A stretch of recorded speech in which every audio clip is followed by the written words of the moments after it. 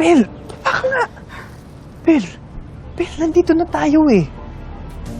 Puntahan lang natin si tatay, tapos babalik tayo agad. Okay? O ano, miss? Bababa ka pa ba? Boss, hindi na po. O sige, tara kuya, palis na tayo.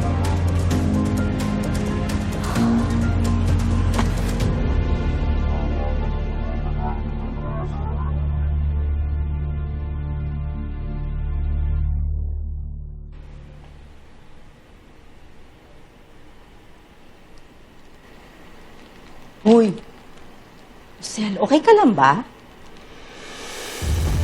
Kasi ako mapalagay eh. Bakit naman? Eh, di ba kausap mo lang kanina si Tyrone? Oo nga, pero iba kasi yung kutob ko eh. Parang iba yung nararamdaman ko. Magkasama naman yung dalawang magkapatid. Sigurado ako, hindi nila pababayaan ang isa't isa. O makita mo, mamaya lang nandito na yun. Kung naman, nag-o-overthink ka na naman.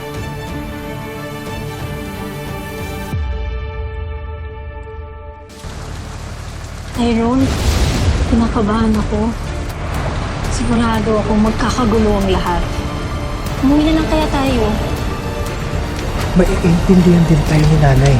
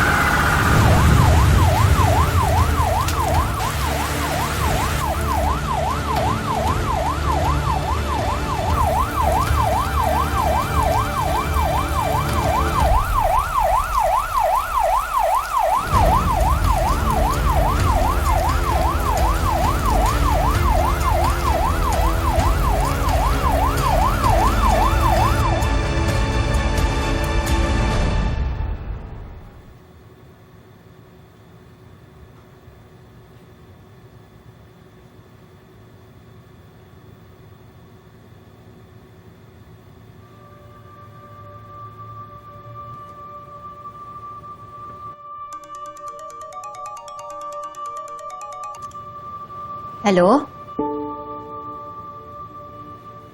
Mga anak ko? Ano nangyari sa mga anak ko? Ano?